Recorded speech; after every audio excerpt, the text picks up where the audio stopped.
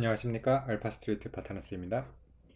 2023년 1월 13일 금요일 마감 시장 보겠습니다. 코스피 지수가 0.89% 올라서 2386으로 마감을 했습니다. 계속해서 반등세가 이어지고 있습니다. 오늘도 보면 아쉽게 2400선까지는 못 갔네요. 장중에 이제 2397까지 갔었고요.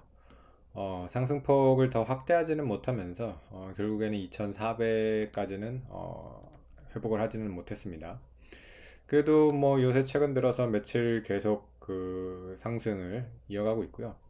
거의 그래도 빠지는 날이 없었어요. 1월 4일 이후로 지금 보면 8거래일 연속 상승입니다. 그래서 8거래일 동안 그래도 하루도 안 빠지고 이렇게 조금씩이라도 올라왔습니다. 그래서 주봉으로 봐도 이렇게 지금 크게 이렇게 반등을 하는 이런 모습이 나오고 있죠. 그래서 뭐 이런 추세라고 하면 금방 2400선 회복할 수 있을 것 같아요. 오늘 이제 수급 같은 경우도 좋았는데요. 외국인이 5600억대 이렇게 샀고요. 기관이 2100억대 이렇게 사면서 수급도 좋은 모습을 보여주고 있습니다. 그 간밤에 미국 이제 CPI가 나왔죠.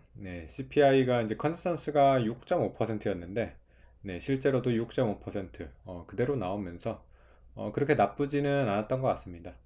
뭐 컨센서스보다 더 낮게 나왔으면 더 좋았겠죠, 사실.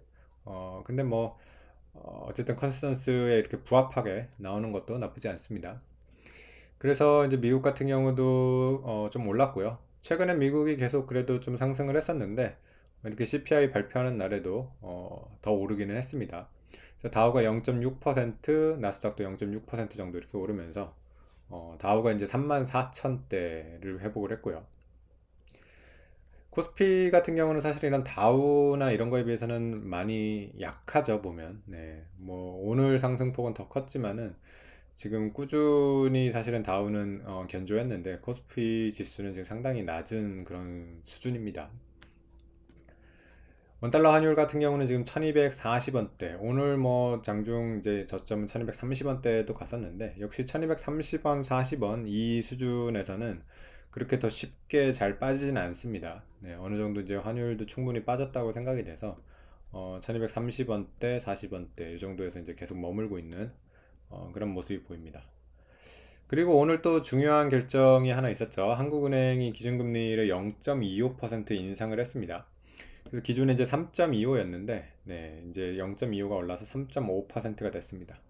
컨센서스도 3.5%였습니다. 원래 0.25 정도로 올릴 걸로 거의 예상이 됐었고, 예상에 맞춰서 3.5%로 이렇게 인상이 됐습니다.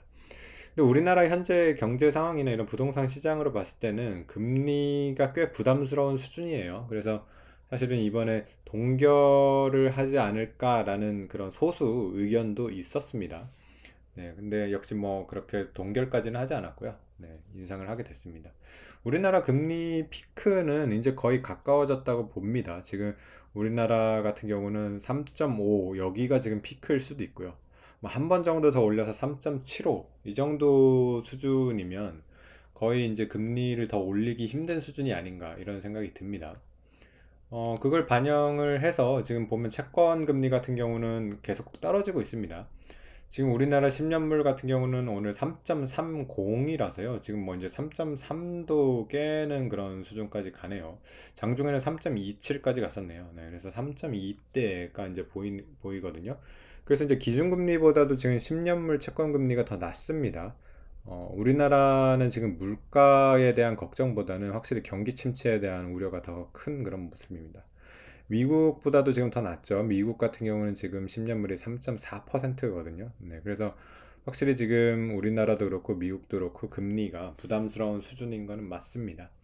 근데 이제 뭐 한국은행도 그렇고 미국 연준도 그렇고 물가 지표가 확실히 잡히는 거를 보고서 이제 통화 정책을 하려고 하는 것 같아요. 여전히 우리나라도 지금 물가 상승률이 5%대가 나오고 있고요. 미국도 뭐 6.5%니까요. 그래서 아직까지는 이렇게 금리 인하나 이 정도까지는 나오지는 않고 있는 것 같습니다. 주요 종목 한번 보시겠습니다. 네, 오늘 삼성전자는 0.5% 올라서 뭐 약간 오르긴 했는데 삼성전자가 그렇게 지금 지수를 주도하는 느낌은 아니에요. 그냥 6만 원 정도 이렇게 겨우 유지하고 있는 수준이고요. 삼성전자 같은 경우도 지금 뭐 이런 메모리 시황이나 이런 게 워낙 안 좋기 때문에 참 이 6만 원, 6만 2천 원, 6만 3천 원 이런 수준으로 올라가기에는 확실히 쉽지 않은 그런 모습을 보여주고 있습니다. 오늘 2차 전지 같은 경우는 거의 뭐 보합 수준이었네요. 에너지 솔루션이 보합이었고요. LG화학은 1%, 삼성 SDI는 0.3% 이렇게 오르면서 네, 거의 뭐 약간 오르는 그 정도 모습을 보여줬습니다. 어, 인터넷 서비스도 살짝 오르는 수준이었고요. 네이버가 0.5%, 카카오가 0.8% 이렇게 올랐습니다. 오늘 또 금융주가 다시 좀 올랐네요. KB금융이 1.5%, 신한지주가 2.5%, 하나금융주가 2.9% 이렇게 오르면서 금융주가 다시 이제 최근 고점 수준으로 이렇게 왔습니다. 금융주 움직임이 참 최근에 치열한데요. 이런 주주환원 운동이나 이런 거는 지금 금융주의 주가를 올릴 수 있는 요인이죠. 주주환원이나 이런 기대가 있으니까요. 그런 게 많이 된다 그러면 금융주는 정말 많이 올라갈 수 있습니다. 근데 반면에 이제 또 그런 것들이 이제 예상만큼 되지 않는다면, 이렇게 좀 올라왔던 것들이, 또 빠질 수도 있기 때문에, 그런 불안한 면도 있습니다. 그래서, 이 결과가 어떻게 될지 한번 지켜봐야 될 것 같고요. 이런 주주환원이나 이런 게 우리나라가 워낙 약하기 때문에 이런 게 좀 성공을 했으면 좋겠습니다. 그래서 금융주 같은 경우도, 계속해서 이렇게 상승세, 이어갈 수 있었으면, 그러면 좋을 것 같네요. 네, 그 외에 오늘 보면 뭐 HMM 같은 경우가 이제 크게 올랐네요. 7%대 이렇게 올랐고요. SOL 같은 경우도 4%대, 네, 비교적 이렇게 크게 올랐습니다. 그래서 오늘은 뭐 상승이 이제 꽤 됐고요. 거의 뭐 지수가 그래도 1% 가까이 이렇게 오르면서 좀 크게 이렇게 오른 종목들도 많이 보이는 것 같습니다. 네, 이제 뭐 우리나라 같은 경우는 이번 주 이제 금요일이니까 마지막 오늘이 이번 주 마지막 거래일이었고요. 미국 같은 경우가 이제 아직 오늘 밤에 이제 하루가 더 남아 있는데 지금 선물 같은 경우는 이제 살짝 빠지고 있는 그런 모습입니다. 미국이 이제 최근에 많이 올라왔기 때문에 가격적인 이제 또 부담이 있기 때문에 이렇게 좀 쉬어가는 모습으로 보이고요. 어쨌든 이제 장기적으로 좀 더 이제 주식시장이 올라가려면 결국에는 지금 이렇게 힘든 고금리 상황, 이런 거를 이겨낼 정도의 어떤 기업 실적이나 이런 것들이 나와줘야지 아마 상승을 더 이어갈 겁니다. 그래서 이제 미국 기업들의 이제 실적들이 나올 텐데 실적이 예상보다 좋으면 다우 같은 경우도 사상 최고치 이쪽으로 이제 갈 수가 있을 거고요. 그게 아니면 이제 금리나 이제 통화 정책 이런 것들이 이제 좀 바뀌어야 되는데 역시 그거는 이제 물가가 많이 떨어져야겠죠. 그래서 미국이 지금 뭐 6.5, 우리나라가 이제 5%대 정도 물가인데 이 물가 수준이 4%, 3%이 정도 수준으로 떨어져 주면 또 이제 금리에 대한 이제 부담이 좀 덜어질 수 있기 때문에 그래서 이제 또 주식 시장이 올라갈 수도 있겠죠. 어쨌든 단기적으로 지금 계속 방향은 이렇게 반등세를 이어가고 있는 그런 주식 시장인 것 같습니다. 네, 오늘 시황은 여기까지 하겠습니다. 감사합니다.